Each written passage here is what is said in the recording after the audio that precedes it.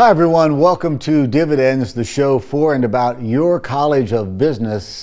Joining us today, none other than the director of the Mississippi State University E-Center, Eric Hill. And he has just finished up his Startup Summit, and he's going to tell us all about it and how that event has really grown into something special. Eric, good to have you with us today. Thank you. Hey, good morning, Jeff. It's been a busy week for you, hasn't it? You know, it really has. We had over 46 applicants for Startup Summit, which was kind of surprising coming out of the pandemic. We didn't know what to expect, but it has really been an amazing week. We're excited. So we talk about the pandemic. We hope we're on the tail end of that thing. What does the summit look like in years past compared to what it looked like this year? Well, of course, we transitioned to virtual this year, which was a little bit unusual. We had all the 8 different competition divisions. People were pitching via Zoom, but we were able to get judges from all over the place as well. And it was actually a really rewarding experience. We were excited to see such a great turnout from the students and some really tremendous ideas this year. I mean, in the past we've had great ideas, but this year they seem to be at a whole new level. So I think it was an exciting turnout from that perspective. Well, and it wasn't just the what they were pitching; it was how they were pitching. I understand in the elevator pitch competition, there was actually a guy pitching in an elevator. That's exactly right. We saw some creative ones. We had a guy pitching literally in an elevator riding up in McCool Hall here. We had another guy who was developing a new rain device for your car, and so he pitched it from the car in the parking lot. So, people kind of took advantage of the remote format to make it an interesting experience. So how did the dynamics change? In person is one thing. It's like almost like a bit of a concert feel, right? You have the judges, and this was all done by looking into a camera. How did the participants make that transition? Was it awkward, or did it work out better than you expected?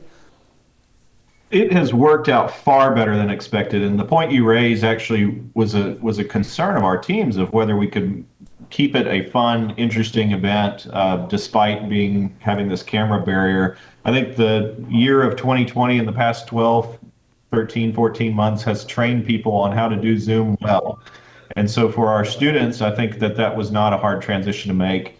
Adding the live streaming element online, of course, all the pitches were live streamed on YouTube, made it fun as well because they could invite their friends and family members to watch and see all the pitches unfolding in real time. So I think from that perspective, it went much better than expected. And the adding the different elements and being able to get more judges further out, it probably made the pros outweigh the cons of doing it virtual. Well, let's talk a little history here. Take us back to that first Startup Summit. How big was it? What was the prize money? And then bring us fast forward to this year's event. Yeah, Startup Summit, or what preceded it, was called eWeek, and that actually predates me. And it has grown steadily year after year. I would say that in the early days, it was 10 to 15 applicants that came, and really 1 or 2 competitions. It sort of steadily has added additional divisions. And this year we had 8 total divisions, and of course a grand finale. We added an interesting element of a new alumni pitch, where alumni could come in and pitch for one competition, and then the students judged the alumni. So that was a fun sort of change that's happened. But we've never had the application interest from the student population near what it was this year, between the 46 regular applications and then 35 that competed in just the elevator pitch alone. I remember early when I started here, it was like maybe 10 that participated in the elevator pitch. So some pretty significant growth. I'm encouraged, Jeff, because we've had a tough time with COVID and how that's affected the Entrepreneurship Center. We had a dip in teams, and this is really an indicator that people are gaining confidence, wanting to start businesses again. And so the event has accomplished exactly what we hoped, which is to inspire entrepreneurship. Well, and the E-Center has certainly grown in the years since it started, right? I mean, the E-Center is in a much more prominent, visible place. It's on the tour. There's a lot more awareness. We actually are getting anecdotal and direct stories about how folks are coming to Mississippi State because of the E-Center and the opportunities afforded therein, right? That's exactly right. I mean, pre-pandemic, we were bringing in 100 to 120 teams. Of course, pandemic knocked it down a little bit, but even still, the number of teams that have walked in the last year exceeds previous years before that. So, I would say that in general, entrepreneurship is on a huge climb in the state of Mississippi, and Mississippi State students are a huge component of that in the state. So I think it speaks well for where the economy is going. I think it speaks well for the health of the culture of entrepreneurship in Mississippi. I think more students are just seeing, hey, I can be part of this movement. I can be an entrepreneur. There's nothing holding me back because I'm in Mississippi or anything else. In fact, there's probably an advantage there. So that is all trending positively, even despite the pandemic. Well, and the prize money's gone up. I mean, $30,000 this year, that probably makes it a little more attractive to someone else out there that takes a look and says, wow, that's a pretty big pot of money. It's a big pot of money, and really it just keeps it fun and interesting. And what has really changed is in years past, we've had years where maybe there's been a little bit more prize money, but what hasn't existed is the follow-on capacity to make these businesses real. So, I would say nearly all the teams that competed this week have now the ability to go on and raise funds to make them real, not just have a fun competition and then at the end of the week, okay, everybody's done and goes home. So that's really the monumental thing, Jeffrey, is that we can now continue those teams further. And I can say out of the pool, we've had at least 3. I'm confident we'll be able to go raise a first round of funding here probably within the next 6 months.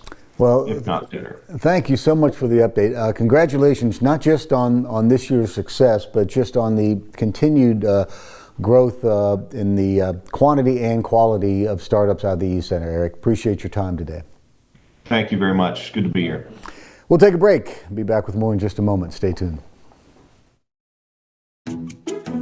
So you have an idea. It's exciting. It's original. It's genius. And you think it could be the next big thing. But how do you turn this idea into reality? At the Entrepreneurship Center, we will guide you through every step of the entrepreneurial process and help along the way, from developing and enhancing your idea to building your product and bringing it to market. Our programs will help refine your idea and connect you with other creative individuals. You can collaborate with students and discover their brilliant ideas, learn from expert faculty and accomplished business leaders, and even receive money to expand your venture and start your own company. Whether your idea is a revolutionary product, app, or service, we can help. The Entrepreneurship Center at Mississippi State University. From invention to innovation, it starts here.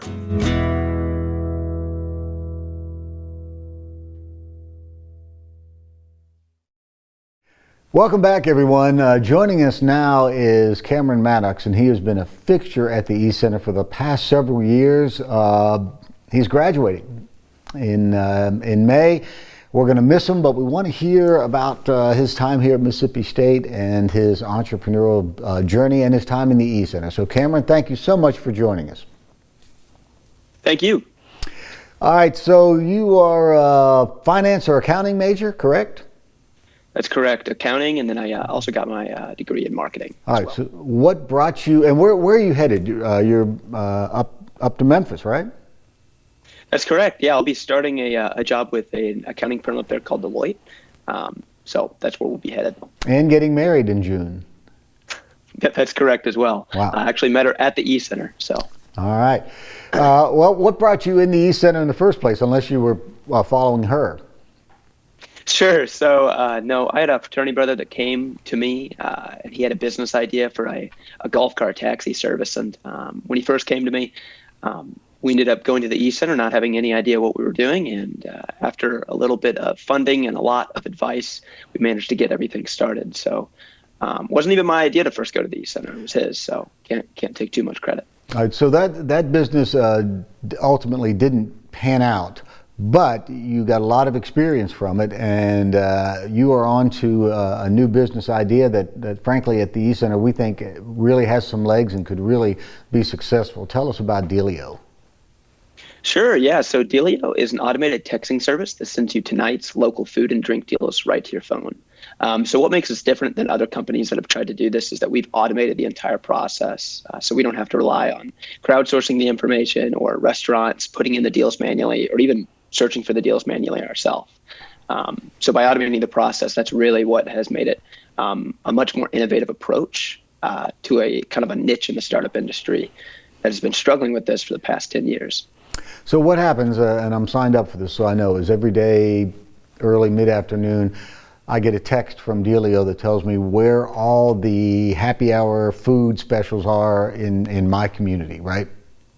That's exactly right. And so far, we've actually reached 2,250 users in 3 different cities in just 5 months of operation. So it's been going pretty quick. And I was talking with Eric Hill as the first guest, and I mentioned at the Startup Summit, during the elevator pitch competition, somebody actually pitched in an elevator. That was you. That's correct. That's correct. Yeah, we knew that with 30 other strong teams, we needed to have some theatrics in order to stand out. So what is you're getting married, you're starting a career. What are your plans with Dealio? How do you plan to grow that, monetize that, and roll that in with everything else you've got going on? Sure. So one of the great things about Dealio is that, we've got a team. So it's not just me. I've got a fantastic Chief Operating Officer, Jake Cox. He's going to be graduating from MSU State in December of next year. And then Patrick Bell is our fantastic CTO. He just graduated with a master's degree in computer science. So really, it's kind of just splitting the time. To be honest, with just the different members of the team. So Patrick handles all of our technology things. I handle a lot of the accounting and finance aspects. And then Jake is really our marketer. He goes out and figures out how to get customers, doing ads and stuff like that. So I'm really splitting time between them.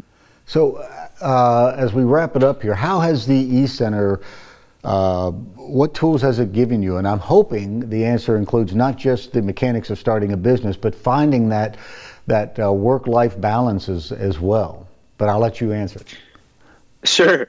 So the biggest thing was taking all the things from the classroom and actually applying them to a business. It helped me learn all the different concepts so much more. And the other thing is really kind of realizing that, starting a business and getting your education and all of that stuff, it's all super important, but it really isn't the most important thing, right? So for me, that's helped me with my work-life balance a lot. The eCenter, it's where I met my now fiance, Madison. It's where I've met a lot of my close friends, and all of those things are so important. So. Well, and one of the things that we like to stress at the eCenter is giving back, and you are the best example of that. You have mentored other teams, you have shared your successes and your failures, and helped them grow as well. So I want to wish you nothing but the best in your upcoming endeavors, and congratulate you on your successes, and thanks for sharing your story with us. Thank you, Jeffrey, for your time. All right, that's going to do it for this edition of Dividends. We appreciate you watching, and we'll see you next time.